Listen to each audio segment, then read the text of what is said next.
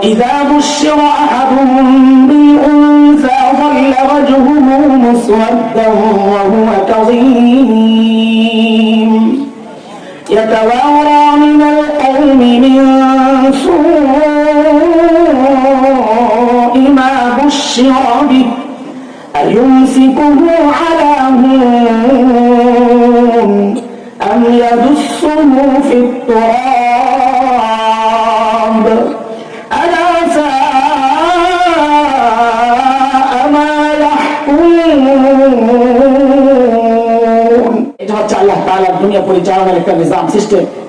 কেউ যখন হক হয় সে যত দুর্বল হোক না কেন, কেউ যখন বাতিল হয় সে যত শক্তিশালী হোক না কেন, আল্লাহর সিস্টেমই এটা। আল্লাহ ওই দুর্বল হকের ভয় ওই শক্তিশালী বাতিলের কলিজায় ঢুকায়া দেন।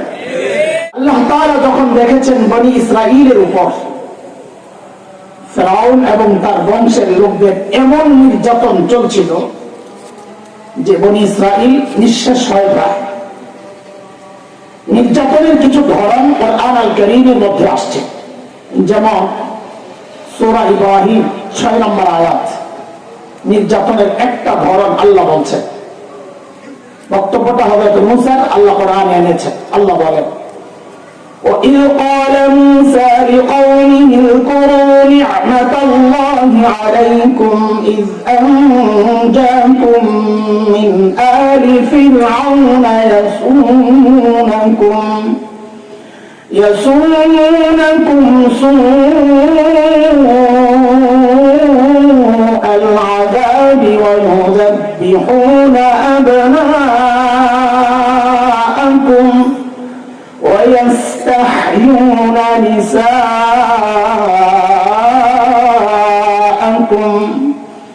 وَفِي ذَلِكُمْ بَلَاءٌ مِّن رَّبِّكُمْ عَظِيمٌ। এই আয়াত আল্লাহ নির্যাতনের একটা ধরন বলেছেন। ফিরআউন কি করত? যখন কোন মেয়ে জন্ম নিত বাঁচায় রাখত, কিন্তু যখনই কোন ছেলে জন্ম নিত গণকদের স্বপ্নের ব্যাখ্যার কারণে নিজের ক্ষমতা হারানোর ভয়ে ওই সদ্যজাত ছোট্ট ছোট্ট নবজাতকদের শিশু ছেলেদেরকে জবেহ করে করে হত্যা করত। আচ্ছা, আমাকে আপনার একটা প্রশ্নের জবাব দেন। এই সদ্যজাত শিশু মাত্র জন্ম নেওয়া, যার শরীরের হাড্ডিগুলো এখনো গোশতের মতো নরম, এই ছোট্ট বাচ্চার পক্ষে ফিরআউনের মতো এত শক্তিশালী ক্ষমতাধর ব্যক্তিকে ক্ষমতা থেকে নামানো সম্ভব ছিল? বলেন। তাই ফিরআউনের ছোট্ট বাচ্চাকে এত ভয় পেত কেন? কারণটা কি? এটা হচ্ছে আল্লাহ তাআলার দুনিয়া পরিচালনার একটা নিজাম সিস্টেম। কেউ যখন হক হয় সে যত দুর্বল হোক না কেন, কেউ যখন বাতিল হয় সে যত শক্তিশালী হোক না কেন, আল্লাহর সিস্টেমই এটা। আল্লাহ ওই দুর্বল হকের ভয় ওই শক্তিশালী বাতিলের কলিজায় ঢুকায়া দেন। এর এক জ্বলন্ত প্রমাণ হচ্ছে বাংলাদেশের আলেম ওলামা। কি অবস্থা আমরা দেখেছি। আমাদের শাইখ মুর্শিদ আল্লামা আহমদ শফি রাহমাহুল্লাহ জীবনের শেষ সময়টা যখন মানুষটা পার করছিলেন, হুইল চেয়ারে মানুষটা সোজা হয়ে বসে থাকতে পারতেন না, কাত হয়ে যেতেন। মুজাহিদ মিল্লাত আল্লামা হাফেজ জুনায়েদ বাবনগরী রাহিমাহুল্লাহ মানুষটা সোজা হয়ে দাঁড়াতে পারতেন না, পা কাজ করতো না। অথচ আমরা কি দেখেছি? এই দুর্বল মানুষগুলোর ভয়ে শুধু বাংলাদেশ না, সারা দুনিয়ার মানুষ থাকতো অস্থির, কখন কোনটা ঘটায় যাবে। কেন এত ভয়? কেন মানুষগুলো দুর্বল হলে কি হবে? যেহেতু হক ছিলেন, আল্লাহ এই দুর্বল হকের ভয় শক্তিশালী বাতিল আর তাগুতের কলিজায় ঢুকায় রাখছে। এই পর্যন্ত যা বলেছি বুঝেছেন? কথা বলে না। আরে বুঝতে বলেন গেলে আবার শুরু করি। আমরা তো ওই যে মাদ্রাসায় পড়াই, এটা হলো আমাদের মূল পরিচয়, মূল কাজ। ছাত্র যেভাবে পড়াই একটু একটু করে বুঝায় বুঝায় আগায়। আমি চেষ্টা করি বয়ানটা ওইভাবেই করতে, উড়া দুরা না, এক লাইনে চলতে থাকবে। একটু মনোযোগ লাগলে দিলে কথাটা বুঝে আসবে ইনশাআল্লাহ। খুব সুন্দর লাগবে না, আমি খুব সুন্দর দেওয়ার মতো, খুব সুন্দর লাগার মতো যে পুঁজি বয়ানের, ওই পুঁজি আমার নাই। দুর্বল মানুষ আমি। আমাকে দুইটা প্রশ্নের জবাব দেন, তা আমরা আমাদের আলোচনার জায়গাটাকে ধরতে পারবো। লিঙ্ক করতেছি, আগে ভূমিকা সাজাইতেছি। আচ্ছা বলেন তো, সর্বশ্রেষ্ঠ রাসূলকে এই আপনারা মনে হয় বিপদে পড়ে গেছেন শেষ নবীর ভাইয়া। হ্যাঁ, এটা কি খুশি না আমাদের? গর্ব না? তো গর্বের কথা মানুষ এভাবে বলে, একটু গর্বের সাথে বলেন, বলেন সর্বশ্রেষ্ঠ রাসূলকে। আর জোরে বলেন কি গর্ব হয়? সিল্লায় আমাকে পাওয়া যাইব, বাবিক বলে সিল্লায় আমাকে পাওয়া যাইব, একটা ছোট্ট শব্দ যুক্ত করে, তাই গর্বটা প্রকাশ পাবে। খালি এতটুকু বলে আমাদের রাসূল মুহাম্মদ রাসূলুল্লাহ। এবার বললে দেখেন তো আগের সাথে পার্থক্য আছে কিনা, বলেন সর্বশ্রেষ্ঠ রাসূলকে। এমন গর্ব প্রকাশ পায়। ঠিক আছে, এখানে নাম্বার একটু কম পাইছেন, আরেকটা প্রশ্ন করি, ওখানে ফুল অ্যান্সার করা লাগবে, তাইলে এবারে যে পাস করাই দিব। আচ্ছা বলেন তো, রোগী যদি ছোট্ট রোগী হয়, রোগ যদি ছোট্ট হয়, মাথা ব্যথা, ঠান্ডা, সর্দি, এই রোগের চিকিৎসার জন্য মানুষ যাবে কোথায়? এলাকার ডাক্তার না দেশের সবচেয়ে বড় ডাক্তার? সাবাস, 100। কিন্তু রোগী যদি বড় হয় তখন কই যাবে? এলাকার ডাক্তার না বড় ডাক্তার? কত বড় রোগী যত বড়, মানুষ ডাক্তারও তালাশ করবে তত বড়, ঠিক কিনা?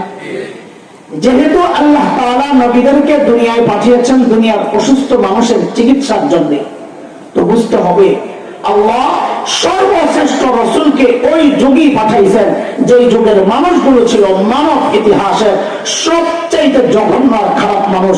কেন? ডাক্তার যেহেতু সবচাইতে বড়, বোঝা গেল যাদের চিকিৎসার জন্য পাঠানো হয়েছে ওরা রোগীও ছিল সবচাইতে বড়। সেই রোগীদের যুগটাকে ইতিহাসে বলা হয় আইয়ামে জাহিলিয়া। কি বলা হয়? বর্বরতার যুগ। বর্বরতার মাত্রা কতদূর ছিল ইতিহাস পড়ে, শরীরের পশম দ্বারা একটাই মানুষ এত খারাপ কেটেছে, একটা পয়সার জন্য মানুষ খুন করে ফেলত। এখন মূর্তি পূজা হয় কিনা? এখন বলে হয় না, হয় না? তখনও হতো, তো পার্থক্য কি? এখন মসজিদের মধ্যে মূর্তি রেখে পূজা করা হয়, অথচ তখন কাবার চারপাশে 360 মূর্তি, ঘরের মধ্যে থাকতো আলাদা মূর্তি, মন্দিরে আলাদা। কেউ সফরে বের হলে বগলের নিচে করে পকেটে করে আলাদা একটা মূর্তি নিয়ে নিত। কেন? রাস্তায় পূজা করার জন্য যদি আমার খোদা না পাওয়া যায়, বাংলায় খোদা পকেটে লেগে পড়ে। জন্ম নিয়ন্ত্রণ এখন হয় কি হয় না? কথা বলেন। তখন পার্থক্য কি? এখন জন্ম নিয়ন্ত্রণ হয়, পেটের মধ্যে বাচ্চা নষ্ট করা হয় অথবা আস্তি দেওয়া হয়। আর তখন জন্ম নিয়ন্ত্রণ হতো বাচ্চা হওয়ার পর দেখতো ছেলে না মেয়ে, যদি দেখছে ছেলে রেখে দিত, আর যদি দেখতো মেয়ে, এটা ছিল বাবার জন্য সামাজিক কলঙ্ক। আমি মেয়ের বাবা, ওই কলঙ্ক থেকে বাঁচার জন্য বাবা নিজ হাতে নিজের কলিজার টুকরা মেয়েকে জীবন্ত দাফন করে দিত। কোরআন আল কারীমের সূরাতুল যুখরুফে আসছে, আবার সূরাতুন নাহলে আসছে 58-59 নম্বর আয়াত। আল্লাহ বলে وَإِذَا بُشِّرَ أَحَدُهُم بِالْأُنثَىٰ ظَلَّ وَجْهُهُ مُسْوَدًّا وَهُوَ كَظِيمٌ يَتَوَارَىٰ مِنَ الْقَوْمِ مِن سُوءِ مَا بُشِّرَ بِهِ أَيُمْسِكُهُ عَلَىٰ هُونٍ أَمْ يَدُسُّهُ فِي التُّرَابِ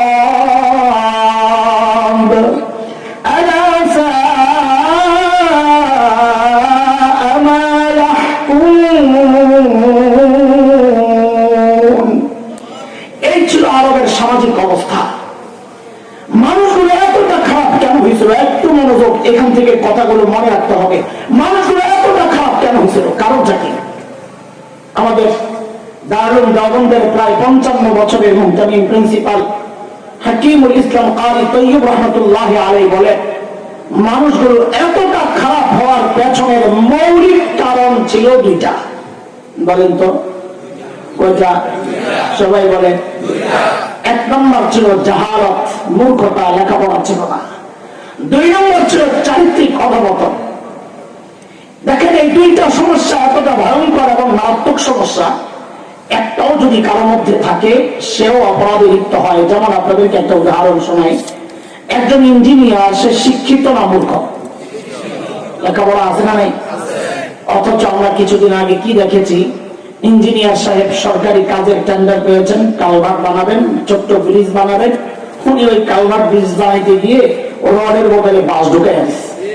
আচ্ছা, ও জানতো না কেন রড ঢুকাইতে হয়? লেখাপড়া ছিল কি ছিল না? জানতো কি জানতো না? তারপর বাঁশ কেন ঢুকাইছে? ওই চরিত্র নষ্ট। তাহলে মৌলিক সমস্যা কয়টা? এটা একটু মাথায় ঢুকায় রাখেন। কিয়ামত পর্যন্ত এই সমাজের যত সমস্যা আপনি দেখবেন সামনে আসবে, সমস্ত সমস্যার পেছনের মৌলিক কারণ এই দুইটাই, হয় মূর্খ, দ্বীনি শিক্ষা নাই, অথবা তার চরিত্র খারাপ।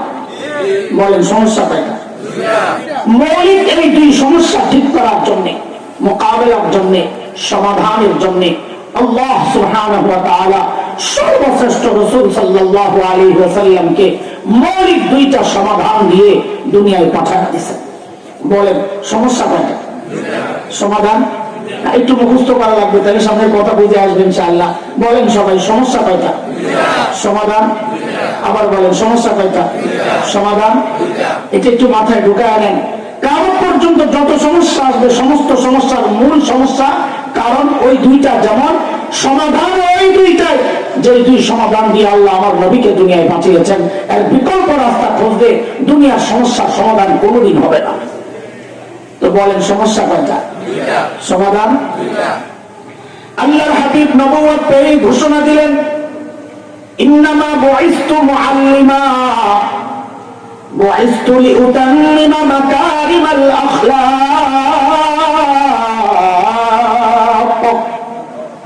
নবী ঘোষণা দিলেন, আল্লাহ আমাকে শিক্ষক বানায়া দুনিয়ায় পাঠাইছেন।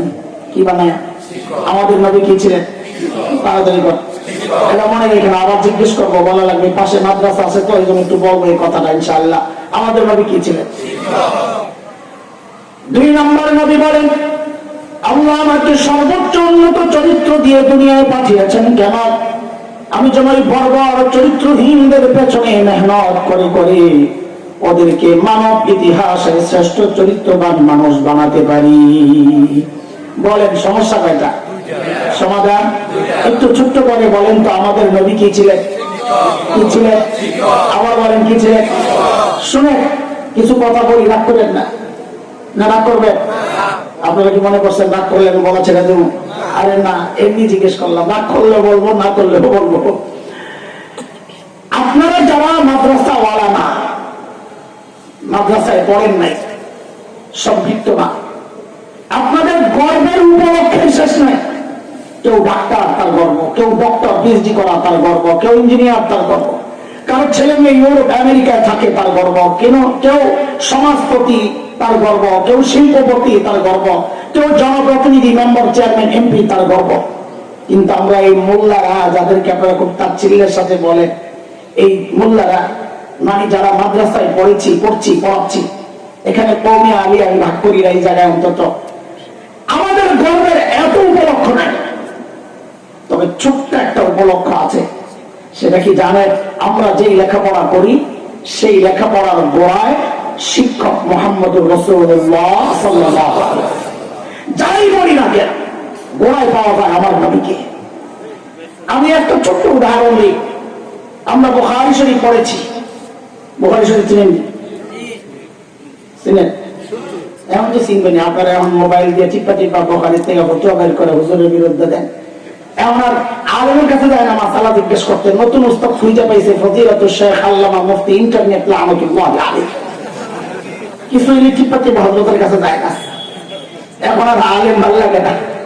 তারপরে তো টিপা বুখারী বের করে, আর এই মানুষগুলো বুখারী পড়েছেন, পড়াচ্ছেন। আলহামদুলিল্লাহ আমরাও পড়েছি। আল্লাহ বুখারীর খিদমতের তৌফিক দিয়েছেন আমাদের।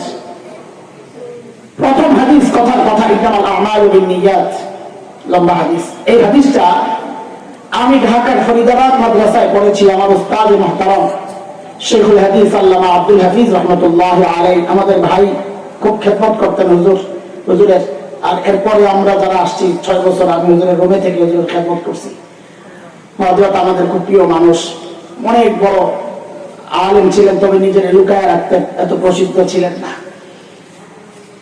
ঢাকায় হযরতের কাছে পড়েছি এই হাদিস। দেওবন্দ মাদ্রাসায় পড়েছি এই হাদিস শেখুল হাদিস আল্লামা নাসির খান রাহমাতুল্লাহ আলাইহির কাছে। আমাদের এই দুই উস্তাদের উস্তাদ ছিলেন শেখুল আরব ওয়াল আজম হযরত হুসাইন আহমদ মাদানী নওয়ারাল্লাহু মারকাদা। তার উস্তাদ ছিলেন শেখুল হিন্দ মাহমুদ হাসান দেওবন্দি রহমতুল্লাহি আলাইহি। তার উস্তাদ ছিলেন ব্রিটিশ বিরোধী আন্দোলনের অন্যতম সিপাহসালার মুজাহিদ মিল্লাত দারুল দেওবন্দের অন্যতম প্রতিষ্ঠাতা কাসিমুল উলুম ওয়াল খায়রাত ইমাম কাসিম নানতুবি রহমতুল্লাহি আলাইহি। তার উস্তাদ ছিলেন শাহ আব্দুল গনি মুজাদ্দিদ দেহলভী রহমতুল্লাহি আলাইহি। তার উস্তাদ ছিলেন শাহ মুহাম্মদ ইসহাক দেহলভী রহমতুল্লাহি আলাইহি। তার উস্তাদ ছিলেন শাহ আব্দুল আজিজ মুহাদ্দিস দেহলভী রহমতুল্লাহি আলাইহি। তার উস্তাদ ছিলেন শাহ ওয়ালিউল্লাহ মুহাদ্দিস দেহলভী রহমতুল্লাহি আলাইহি। তার উস্তাদ ছিলেন আবু তাহির আল মাদানী রহমতুল্লাহি আলাইহি। তার উস্তাদ ছিলেন ইব্রাহিম কুরদি রহমতুল্লাহি আলাইহি। তার উস্তাদ ছিলেন আহমদ আল মুশাশি রহমতুল্লাহি আলাইহি। তার উস্তাদ ছিলেন আহমদ আশনাবি রহমতুল্লাহি আলাইহি। তার উস্তাদ ছিলেন মুহাম্মদ আল মামানি রহমতুল্লাহি আলাইহি। তার উস্তাদ ছিলেন যাইনুদ্দিন আল মিসরি রহমতুল্লাহি আলাইহি। তার উস্তাদ ছিলেন আহমদ ইবনে আলী আল হাজার আসকালানি রহমতুল্লাহি আলাইহি। তার উস্তাদ ছিলেন ইব্রাহিম আত-তানুখি রহমতুল্লাহি আলাইহি। তার উস্তাদ ছিলেন আবুল আব্বাস আল হাজ্জার রহমতুল্লাহি আলাইহি। তার উস্তাদ ছিলেন আবু আলী আজ-জুবাইরি রহমতুল্লাহি আলাইহি। তার উস্তাদ ছিলেন আবুল ওয়াক্ত আস-সিবজি রহমতুল্লাহি আলাইহি। তার উস্তাদ ছিলেন আবুল হাসান আদ-দাউদি রহমতুল্লাহি আলাইহি। তার উস্তাদ ছিলেন আবু মুহাম্মদ আস-সারাখসি রহমতুল্লাহি আলাইহি। তার উস্তাদ ছিলেন আবু আব্দুল্লাহ ফিরাবি রহমতুল্লাহি আলাইহি। তার উস্তাদ ছিলেন মুহাম্মদ ইবনে ইসমাঈল ইমাম বুখারী রহমতুল্লাহি আলাইহি। তার উস্তাদ ছিলেন হুমায়দি রহমতুল্লাহি আলাইহি। তার উস্তাদ ছিলেন সুফিয়ান ইবনে ওয়াইনা রহমতুল্লাহি আলাইহি। তার উস্তাদ ছিলেন ইয়াহইয়া ইবনে সাঈদ আল আনসারী রহমতুল্লাহি আলাইহি। তার উস্তাদ ছিলেন মুহাম্মদ ইবনে ইব্রাহিম আত-তাইমি রহমতুল্লাহি আলাইহি। তার উস্তাদ ছিলেন আলকামা ইবনে ওয়াক্কাস আল-লাইসি রহমতুল্লাহি আলাইহি। তার উস্তাদ ছিলেন উমর ইবনুল খাত্তাব রাদিয়াল্লাহু আনহু। তার উস্তাদ ছিলেন মুহাম্মদুর রাসূলুল্লাহ সাল্লাল্লাহু আলাইহি ওয়াসাল্লাম। এটা আমাদের গর্ব। আমরা যাই করি না কেন আমাদের শিক্ষার গোড়ায় নবী মুহাম্মদুর রাসূলুল্লাহ সাল্লাল্লাহু আলাইহি ওয়াসাল্লাম। গর্ব তো করে, উপলক্ষের শেষ নাই। কিন্তু একটু বলেন তো, লেখাপড়া যা করছেন কোত্থেকে আসছে, গোড়া কোথায়? লজ্জা দেওয়ার জন্য, খোঁচানোর জন্য কথাগুলো বলছি না, আল্লাহকে সাক্ষী রেখে বলছি। শুধু অন্তরে আফসোসের আগুন জ্বালাইতে কথাগুলো বলছি, যাহারে কি করলাম এই জন্য বলছি, লজ্জা দেওয়ার জন্য না। বিষয় এটা না। এই গর্বের পরিচয় থেকে আপনি বঞ্চিত কেন হলেন? এই গর্বের পরিচয় দেওয়ার ঠিকাদারি মৌলবীরা আল্লাহর কাছ থেকে আপনি এমন নাই যে আপনারা দিতে পারবেন না। সুযোগ আপনাদেরও ছিল, কিন্তু পাচ্ছেন না কেন? কারা আপনাদেরকে বঞ্চিত করেছে? যাদেরকে খালি সুযোগ পাইলে সিল মারেন, ওই কুচক্রীরা যুগ যুগ ধরে আপনাদের সামনে এমন এক সিলেবাস রেখেছে, যে সিলেবাসে লেখাপড়া করে এই গর্বের পরিচয়টা দেওয়া যায় না। আরেকটা গর্বের পরিচয় থেকে আমাদেরকে বঞ্চিতের চেষ্টা হয়েছিল গত কয়েক বছর আগে। কি সেটা? আমরা কার সন্তান? ফাঁক দিয়ে একটু বলেন তো, কার সন্তান? আরে ভাই একটু শব্দ বাড়াইয়া বলেন না, এটা তো গর্ব। না না না, একটু ছোট্ট শব্দ বলেন। বলেন আমরা নবী আদমের সন্তান। কেন নবী বলবেন? একটা ছেলে, এমপির ছেলে, এমপির নাম আব্দুল্লাহ। ওই ছেলেকে যদি জিজ্ঞেস করা হয় তুমি কার ছেলে, কি বলবে সে? এমপি আব্দুল্লাহ ছেলে বলবে, তাই না? না আব্দুল্লাহ ছেলে বলবে। তো যে জিজ্ঞেস করছে সে বলবে দুনিয়ায় কত আব্দুল আছে, তুই কোন আব্দুলের করছিস? অজানে এটার জন্য এমপি ছাড়া বলবেন আমি তার বাবার পরিচয়। সামান্য এমপির ছেলে যদি বাবার পরিচয় দেওয়ার সময় এমপি শব্দ যুক্ত করে বলে আমি আপনি একজন নবীর সন্তান হয়ে কেন নবীর পরিচয় গোপন করতেছি? বলেন আমরা কার সন্তান? আমরা জানি যে আপনাদের ভিতরে খসখস করতেছে, হুজুর এই নতুন করে খসাইতেছে কেন? আগে বলেন নাই কেন? আগে বলি নাই, দরকার হয় না। এখন ইট মারছেন যে পাটকেল খান। কই ইট মারলাম? কাপড় মারেন না, আপনার দোস্ত মারছে, আপনার দলের লোক মারছে। কেমনি? আগে মানুষ গণনার সিস্টেমটার নাম ছিল আদমশুমারি। কি ছিল? হঠাৎ একদিন দেখি আদম নাই, নতুন নাম হয়ে গেছে জনশুমারি। না একদম নাই। টেক পাইবেন কি? আলু পচে এটা নিয়ে প্যারেশান, আপনারা দাম কমে গেছে এটা নিয়ে প্যারেশান। টেক পাইবেন করতে গিয়ে এগুলা আপনাদের মাথা ব্যথার কারণ না। এই যে মানুষগুলা, তাদের মাথা আছে, ব্যথাও আছে। আপনাদের মাথাও নাই, ব্যথাও নাই। হিসাব সোজা রাগ করেন না। কোনদিন কাউকে জিজ্ঞেস করেছেন ভাই আদম কেন কাটলা? করেন নাই। করেন নাই। কেন কেটেছে জানে? ছোট্ট করে বলি। এক বান্দর আছিল চিড়িয়াখানায়, বাংলাদেশের চিড়িয়াখানায় 500-600 বছরের ইতিহাস তার। 200 বছর যাওয়ার পর সে লক্ষ্য করলো তার মেরুদণ্ডরা সোজা হয়ে যেতেছে। আরো 100 বছর পর সে লক্ষ্য করলো তার শরীরের পশম টসম সব পরিষ্কার হইয়া সে দেখতে মানুষ মানুষ লাগতেছে। তখন সে একদিন বুদ্ধি করিয়া চিড়িয়াখানার খাসার গেটের সামনে যাইয়া দাঁড়ায় দিছে একটা হুঙ্কার, কি বইলা? I am Zafar Iqbal. বান্দরে কি কয়? কথা বলে। আপনার সন্তানের সিলেবাস প্রণয়নের দায়িত্ব দিয়ে দিছে। বাবা ঠিক এমন ঠিক কর। তখন কথা কর নাই। এই মৌলবীদের প্রতিবাদের মুখে কুচক্রীরা সেদিন পিছু হাঁটতে বাধ্য হয়েছিল। কিন্তু আমাদের আক্ষেপের জায়গা হচ্ছে এই প্রতিবাদ মৌলবীরা কেন করবে? আরে মৌলবীর সন্তান তো এই ঘোরার দিবেন সিলেবাস পড়ে না, পড়বে না।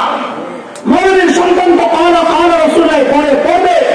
এই সিলেবাস তো পড়ে আপনার সন্তান। প্রতিবাদ তো আপনাদের করার কথা ছিল, আপনারা প্রতিবাদ তো করেন নাই, বরং বহু পোড়া কপাল এই প্রতিবাদী আলেমের বিরুদ্ধাচরণ করেছেন। বহু পোড়া কপাল এই প্রতিবাদকে রাজনৈতিক বক্তব্য আখ্যা দেওয়ার চেষ্টা করেছেন। দোস্ত, সব জায়গায় রাজনীতি টাইনেন না। এটা রাজনীতির বিষয় না, এটা আমার ইমানের বিষয়, এটা আমার বিশ্বাসের বিষয়, এটা আমার আকীদার চেতনার বিষয়। ভবিষ্যতে এমন চক্রান্ত আরো হতে পারে।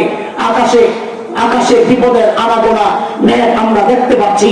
যদি এমন চক্রান্ত আবারও হয়, আমার ইমান ধ্বংসের চক্রান্ত যদি হয়, আমার স্বাধীনতার সার্বভৌমত্ব খপিয়ে খাওয়ার কোন নতুন চক্রান্ত যদি আবার হয়, আলেমকে ভুল বুঝবেন না। আলেম হচ্ছে প্রকৃত দেশপ্রেমিক।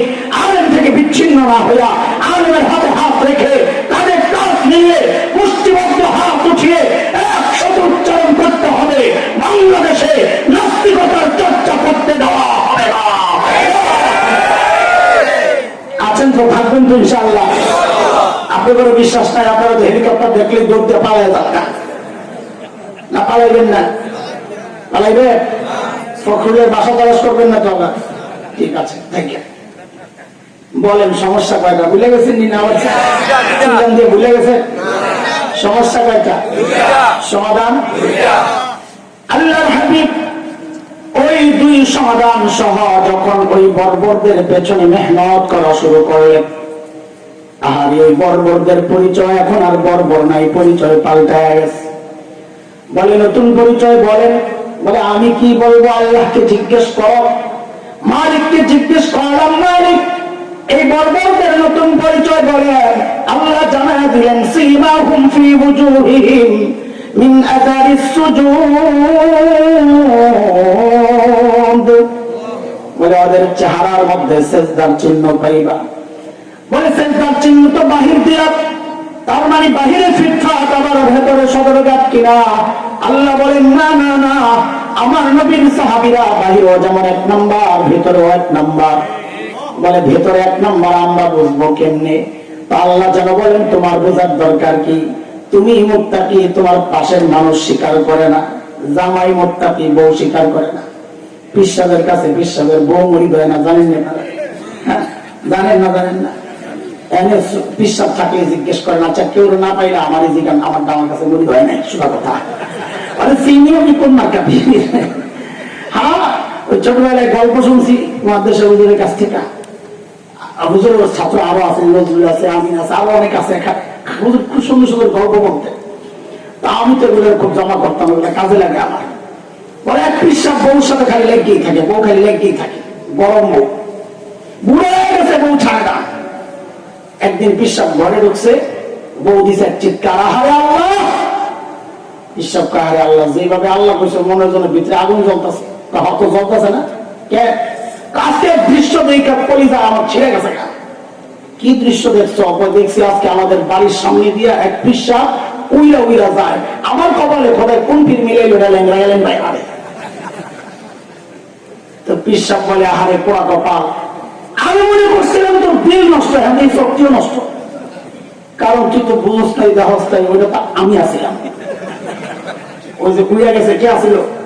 আমি আসি। এমন বউ কি কর, তাই তো কই কিনে ডানা একটা ভাঙ্গা দেয়। বউ স্বীকার করবে না জামাই পিছ। আল্লাহ কি বলে, তুমি যে মুত্তাকি, তোমার পাশে আমার নবীর সাহাবীর অবস্থা কি আমি আল্লাহ নিজে সাক্ষী দিতেছি। কেমনে সাক্ষী দিলেন? আল্লাহ যেন বলছেন, কি বলছেন এটা বোঝার আগে আরেকটা কথা বলছেন, যিনি পড়ান ফাইনাল পরীক্ষা তিনি নেন না আরেকজন? হ্যাঁ, আল্লাহ যেন বলছেন আমার নবীর সঙ্গীদেরকে তাকওয়া পড়াইছেন, শিখাইছেন আমার নবী, আর পরীক্ষা নিয়ে দেখছি ওরা পাস করছে, পরীক্ষা নিয়েছি আমি আল্লাহ নিজে।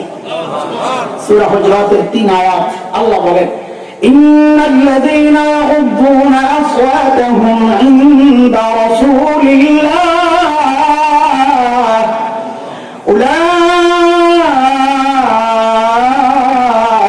আল্লাযীনা ইমতাহানা আল্লাহু কুলুবাহুম লিত-তাকওয়া লাহুম মাগফিরাতুন ওয়া আজরুন আযীম।